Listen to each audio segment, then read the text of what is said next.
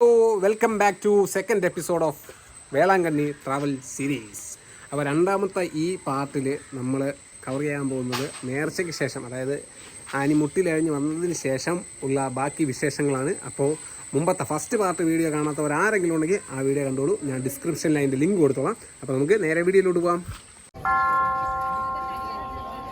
അങ്ങനെ ഞാൻ ഈ എഴച്ചിൽ കംപ്ലീറ്റ് ആക്കിയിരിക്കുകയാണ് ഗൈസ്. എങ്ങനെ ഉണ്ടായിരുന്നു എക്സ്പീരിയൻസ്? എങ്ങനെ പെട്ടെന്ന് നടന്നെത്താൻ പറ്റൂ? എന്ത് നീ എത്ര മണിക്കൂർ എടുത്തു? 3 മണിക്കൂർ. 5 മണിക്ക് തുടങ്ങി 8 മണിയായപ്പോൾ കറക്റ്റ് ഇവിടെ എത്തി. കാലുവേദന ഉണ്ടോ? മുട്ട് മുറിഞ്ഞ?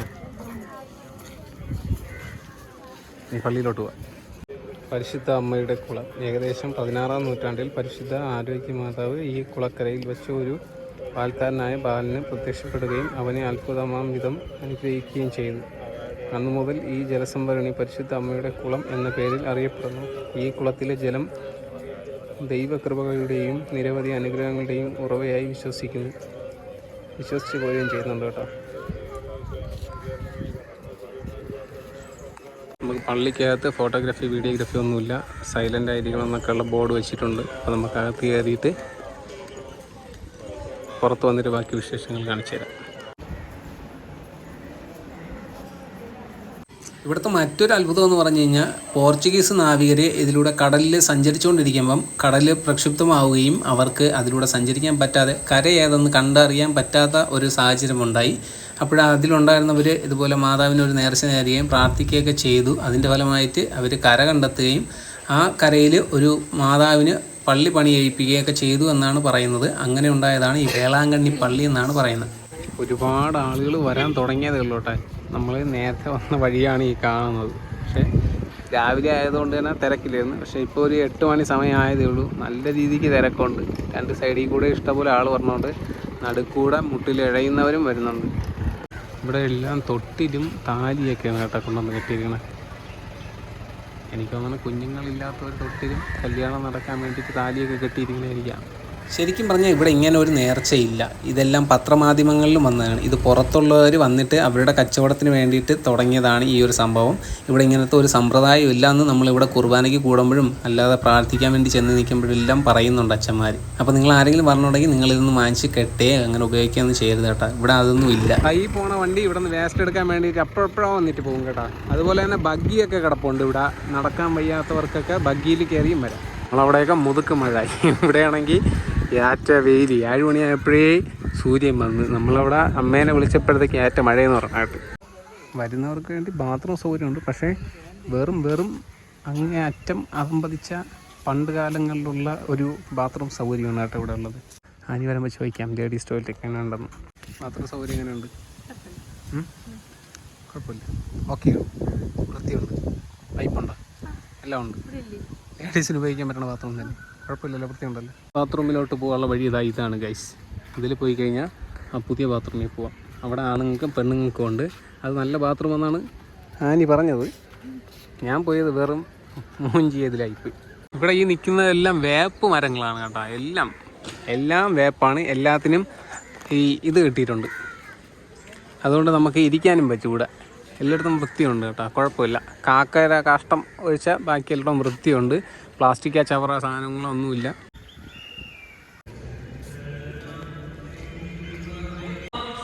ഈ കാണുന്ന മോർണിംഗ് സ്റ്റാർ ചർച്ചിൽ എല്ലാ ദിവസവും 9 മണിക്ക് മലയാളത്തിലുള്ള കുർബാനയുണ്ട്. അപ്പം ഇവിടെ വരുന്ന മലയാളികളൊക്കെ ഈ വീഡിയോ കാണുന്നുണ്ടെങ്കിൽ അവർക്ക് ഈ കുർബാനയിൽ പങ്കെടുക്കാം. ക്രിസ്ത്യൻസിന് അല്ലാത്തവർക്ക് വന്ന് കുർബാന കാണാം, പക്ഷേ കുർബാന സ്വീകരിക്കാൻ പറ്റില്ല. അപ്പോൾ വരുന്നവർ ആ യോഗ്യതയോട് കൂടി വന്നു കഴിഞ്ഞാൽ 9 മണിക്ക് എല്ലാ ദിവസവും 9 മണിക്ക് മലയാളം കുർബാന കൂടാൻ സാധിക്കും. ഞാൻ വിചാരിച്ചത് ക്രിസ്ത്യൻസ് മാത്രമായിരിക്കും ഇങ്ങനെ മുട്ടിലിറങ്ങണേന്ന്. നല്ല ഹിന്ദുക്കളും ഉണ്ട് കേട്ടോ. കുറേ ആളുകൾ ഇങ്ങനെ എന്തോന്ന് ശബരിമലയ്ക്ക് പോകാൻ വേണ്ടി മാല ഇട്ടിട്ടുണ്ട്. എന്നിട്ട് ആ ചേട്ടന്മാരൊക്കെ ഇവിടെ നിന്ന് ഇതേപോലെ മുട്ടിലിറങ്ങുന്നുണ്ട്. അതേപോലെ തന്നെ കുറേ സന്യാസിനി അമ്മച്ചിമാരൊക്കെ ഇതേപോലെ മുട്ടിലിറങ്ങി പോകുന്നുണ്ട്. ഇവിടുത്തെ ഒരു അത്ഭുതം എന്ന് പറഞ്ഞു കഴിഞ്ഞാൽ ഈ പാൽക്കാരൻ പയ്യന് മാതാവ് പ്രത്യക്ഷപ്പെട്ടതാണ്. മറ്റൊന്നെന്ന് പറഞ്ഞു കഴിഞ്ഞാൽ പോർച്ചുഗീസ് നാവികർ കടലിൽ പ്രക്ഷുബ്ധമായിരുന്ന സമയത്ത് കരയേതെന്നറിയാതെ കഷ്ടപ്പെട്ട് നടന്ന സമയത്ത് അവർ ഒരു നേർച്ച നേർന്ന് എന്തോന്ന് ഇവിടെ സുരക്ഷിതമായി കരയിലെത്തിച്ച് കഴിഞ്ഞ് കഴിഞ്ഞാൽ അവരെത്തുന്ന കര ഏതാണോ ആ കരയിൽ മാതാവിന് വേണ്ടിയിട്ട് ഒരു പള്ളി പണിയാം എന്നുള്ള ഒരു നേർച്ച ഉണ്ടായിരുന്നു. ആ നേർച്ചയെ തുടർന്ന് അവർ കരയെ കാണുകയും ആ കരയിൽ വന്ന് രക്ഷപ്പെട്ടപ്പോഴത്തേക്ക് ആ ഒരു സ്ഥലത്ത് പള്ളി പണിതു. അതാണ് ഈ ഒരു പള്ളി എന്നുള്ളതൊക്കെയാണ് പറയുന്നത്. ഇവിടെ ഈ മുട്ടിലഴയാൻ വരുന്നവർക്ക് ഞാനൊരു അഡ്വൈസ് തരാം. രാവിലെ വരുന്നതായിരിക്കും എന്തുകൊണ്ടും നല്ലത്.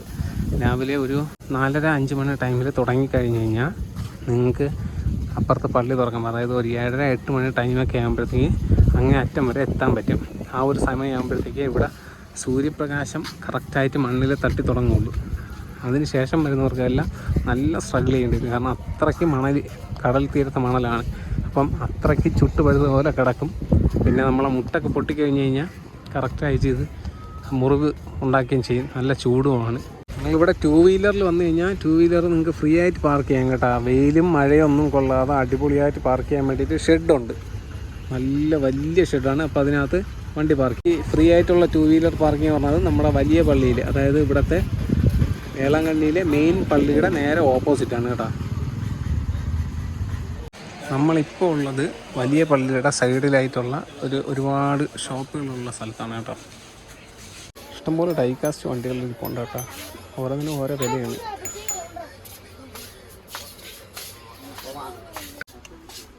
എല്ലായിടത്തും കോമൺ ആയിട്ടുള്ളത് ഡൈകാസ്റ്റ് വണ്ടികളും പിന്നെ കളിപ്പാട്ടങ്ങളും ഒക്കെ തന്നെയാണ് കേട്ടോ. ഇവിടെ വന്ന് രഹസ്യമായിട്ടാണ് കേട്ടോ ചോദിക്കുന്നത്. റൂം വേണം, വിലക്കുറവാണ്, റേറ്റ് കുറവാണ്, 500 രൂപയേ ഉള്ളൂ എന്നൊക്കെ പറഞ്ഞുകൊണ്ട് രഹസ്യമായിട്ടാണ് റൂം വേണമെന്നൊക്കെ ചോദിക്കുന്നത്. അങ്ങനെ നമ്മൾ കടൽക്കരയിൽ വന്നിട്ടുണ്ട്. എൻ്റെ പൊന്ന്, ഒരു രക്ഷയില്ലാത്ത ചൂടെന്ന് പറഞ്ഞാൽ നമുക്കവിടെ മഴ, ഇവിടെ ഒരു രക്ഷയില്ല, പൊള്ളണ വെയിൽ. എങ്ങനെയുണ്ട് ചൂട്? ഈ കണക്കിന് നമ്മളവിടെ തന്നെയല്ലേ സുഖം, സ്വർഗം. ഇപ്പോഴാണെങ്കിൽ മഴയായിരുന്നു, തണുത്ത് വിറച്ച് വീട്ടിൽ. അയ്യോ, കടലിൽ ഏകദേശം നല്ല റേഞ്ച് വരെ എല്ലാവരും ഇറങ്ങി പോകുന്നുണ്ട്. അതുകൊണ്ട് തന്നെ പോലീസുകാരൊക്കെ ഇവിടെ നിൽപ്പുണ്ട് കേട്ടോ, പറയണേക്കാത്തവരൊക്കെ പിടിച്ചോണ്ട് വേണ്ടിയിട്ട്. ആ ബോട്ട് പോണത് കരയിൽ കൂടെയാണ് പോകുന്നത് കേട്ടോ. എന്നുവെച്ചാൽ അവിടെയൊക്കെ വെള്ളം കുറവാണ്, ഇങ്ങനെ കൊണ്ടുപോകണം. കടൽക്കരയിൽ നിന്നും തിരിച്ച് കയറിയിരിക്കുകയാണ് ഗൈസ്. കടലിറങ്ങാന്നൊക്കെ പറഞ്ഞുകൊണ്ട് പോയി. ഇവന്മാരെല്ലാം കൂടെ കടലിൽ കിടക്കണേ, കടലിലെ വെള്ളവും കണ്ടപ്പോഴത്തേക്കൊക്കെ തികഞ്ഞ് ഇറങ്ങാനേ തോന്നുന്നില്ല, മനസ്സും എടുത്തു. അതേപോലെയാണ് ഫുഡ് കഴിക്കാൻ നല്ല ഹോട്ടലിലും കയറുമെന്ന് വെച്ച് കഴിഞ്ഞാൽ എല്ലാം അടുത്തൊക്കെ ഭയങ്കര സ്മെല്ല് അറിയാമല്ലോ. തമിഴ്നാട്ടിൽ മൊത്തത്തിൽ എല്ലായിടത്തും എവിടെ പോയി കഴിഞ്ഞ് കഴിഞ്ഞാൽ കൂടുതലും ഈ ബാഡ് സ്മെല്ലാണ്. ഇപ്പോഴൊന്നും കഴിക്കാനൊന്നും തോന്നില്ല. പോയിട്ട് എല്ലാം തുറന്ന് വെച്ചിട്ട് കാണുമ്പോഴേ മനസ്സിലാവും, അയ്യോ ഇതൊക്കെ എങ്ങനെ കഴിക്കണമെന്ന് ചിന്തിക്കും. അതുകൊണ്ട് നമ്മളത് ഇങ്ങനെ തേരാപ്പോലെ നടക്കുകയാണ് കഴിച്ച്. കടലാണ് കേട്ടോ തൊട്ടടുത്ത് കാണുന്നത്. കടലും കായലും കൂടെ ഒന്നിക്കുന്ന സ്ഥലം പൊഴി. അപ്പോഴവിടുത്തെ കാഴ്ചകളാണ് ചെറിയ. നമ്മളിതാ ഇവിടുത്തെ കാഴ്ചകളൊക്കെ ഇങ്ങനെ കണ്ട് നടക്കുമ്പോഴത്തേക്ക് ഓപ്പോസിറ്റ് സൈഡിലെല്ലാം ലോഡ്ജ് കാര്യങ്ങളൊക്കെയാണ് കേട്ടോ. അപ്പോഴിവരെല്ലാവരും നമ്മളെ വിളിക്കുന്നുണ്ട്, ചേട്ടാ അണ്ണാ സാർ റൂം എടുക്ക്, കമ്മിയാ കാശ് കൊടുത്താൽ പോതും. ഇവിടെ നമ്മൾ പിന്നെ ഈ ഓൺലൈനായിട്ടൊന്നും റൂം ബുക്ക് ചെയ്തിട്ടൊന്നും ഒരു കാര്യമില്ല കേട്ടോ. അതിലൊക്കെയാണ് റേറ്റ് കൂടുതൽ. അല്ലാതെ ഇവിടെ ഒന്ന് സംസാരിച്ച് കഴിഞ്ഞ് കഴിഞ്ഞാൽ ഇവന്മാർ 500 രൂപയ്ക്ക് വരെ റൂം തരും. നമ്മൾ വീണ്ടും തിരിച്ചു വന്ന് ഇവിടുത്തെ വലിയ പള്ളിയുടെ അകത്ത് കയറി കേട്ടോ. എന്തായാലും വന്ന സ്ഥിതിക്ക് വലിയ പള്ളിയുടെ അകത്ത് കയറി കണ്ടപ്പോഴത്തേക്ക് എൻ്റെ അമ്മ അടിപൊളി കാഴ്ചകളാണ് കേട്ടോ ഇവിടെ. ഈ കാണുന്ന മാതാവിൻ്റെ സ്റ്റാച്ചുവിൻ്റെ പുറകിലായിട്ട് നമുക്ക് യേശു ക്രിസ്തുവിൻ്റെ വലിയൊരു രൂപം നമുക്ക് കാണാൻ സാധിക്കും. നമ്മൾ അതിൻ്റെ അടുത്തോട്ടാണ് നടക്കുന്നത് കേട്ടോ. ഇതിൻ്റെ റൈറ്റ് സൈഡിൽ ബാത്റൂം സൗകര്യമുണ്ട്, ലെഫ്റ്റ് സൈഡിലായിട്ട് നമുക്ക് വിശ്രമിക്കാനുള്ള സൗകര്യവും ഉണ്ട്. എന്ത് വലിയ പ്രതിമയെന്ന് നോക്കിയാണ് അതിൽ കണ്ട യേശുവിൻ്റെ ഈ ഒരു ഭാഗത്തായിട്ട്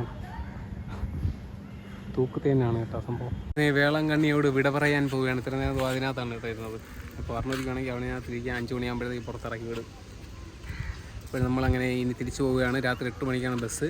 ഇനി ഒന്നും കൂടെ പള്ളിയിലകത്ത് കയറി ഒന്ന് കാണിക്കൊക്കെ ഇട്ടതിന് ശേഷം ഡ്രസ്സൊക്കെ ഒന്ന് മാറണം, എന്നിട്ട് പുറത്തോട്ട് ഇറങ്ങാം.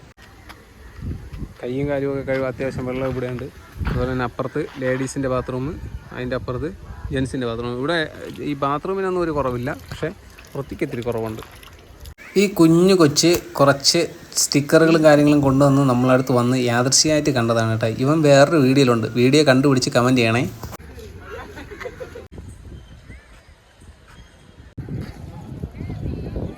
ഞങ്ങൾ അങ്ങ് പോയിട്ട് തിരിച്ചു വന്നതാണ് കേട്ടോ. അപ്പോഴേ ഈ കിണറ്റിൽ വേറൊരു സംഭവമുണ്ട്. എല്ലാവർക്കും ഇങ്ങനെ നോക്കിക്കഴിഞ്ഞ് കഴിഞ്ഞാൽ മാതാവിൻ്റെ രൂപം കാണാൻ പറ്റും.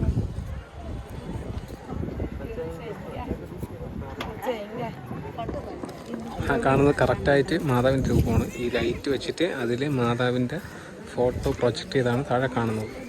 അതാണ് എല്ലാവരും നോക്കുന്നത്. നമ്മൾ നേരത്തെ വന്നപ്പോഴത്തേക്ക് ഇതൊന്നും കണ്ടില്ലായിരുന്നു കേട്ടോ. അങ്ങനെ നമ്മളിപ്പോൾ തിരിച്ചിറങ്ങാമെന്നും പറഞ്ഞുകൊണ്ട് ഡ്രസ്സൊക്കെ ചേഞ്ച് ചെയ്തിട്ട് വന്നപ്പോഴത്തേക്കാണ് ഈ സംഭവം കണ്ടത്. ഞങ്ങളങ്ങനെ ഡ്രസ്സൊക്കെ മാറ്റി ഇത്രയും നേരം വേറൊരു സ്ഥലത്താണ് കേട്ടായിരുന്നു. അവിടെ എല്ലാവർക്കും വന്നിരിക്കുക. 5 മണിയാകുമ്പോഴത്തേക്ക് അവിടെ നിന്ന് എണീപ്പിച്ച് വിടുള്ളൂ. അപ്പോൾ നമ്മൾ പിന്നെയും രാവിലെ നമ്മൾ കണ്ടില്ലേ ആ ഒരു പള്ളി മുട്ടിലഴിഞ്ഞ് വന്ന് ലാസ്റ്റ് പോയിന്റ് അവിടെ വന്നിട്ടുണ്ട്. അവിടെ വന്നതെന്ന് പറഞ്ഞു കഴിഞ്ഞാൽ ഒന്നും കൂടെ പ്രാർത്ഥിച്ച് കാണിക്കൊക്കെ ഇട്ടിട്ട് പോകാമെന്ന് പറഞ്ഞുകൊണ്ട് വന്നതാണ്. ഇവിടുന്ന് പ്രാർത്ഥിച്ച ഉപ്പ് കിട്ടും. അത് ആനി ഒരു ബോട്ടിലാക്കിക്കൊണ്ടിരിക്കുകയാണ് കേട്ടോ. അങ്ങെത്തുമ്പോൾ വലിയോ എന്തോ അതെന്ന് പറഞ്ഞൂടെ എന്തായാലും കാര്യമായിട്ട് വാരി നടക്കുന്നുണ്ട്. വേളാങ്കണ്ണിയോട് വിട പറയുകയാണ്.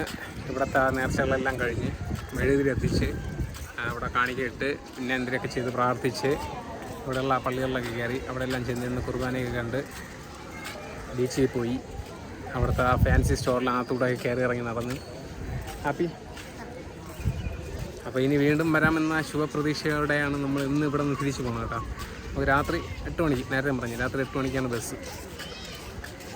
അപ്പോൾ നമുക്ക് ഇവിടെ നിന്നൊരു 8 മണിയാകുമ്പോഴത്തേക്ക് ഇറങ്ങിയാൽ അപ്പുറത്ത് തന്നെ ബസ് സ്റ്റാൻഡ്. അതുമല്ല അവർ നമ്മൾ പോയിട്ടേ പോവുള്ളൂ, അതുകൊണ്ട് കുഴപ്പമില്ല. രാത്രിയായിട്ട് എന്തുമാത്രം ആൾക്കാരാണ് പറഞ്ഞതെന്ന് നോക്കിയാണ് ഒരു രക്ഷയില്ല കേട്ടോ. രാവിലത്തേന്ന് നല്ല കാറ്റാണ് കേട്ടോ. രാത്രിയിൽ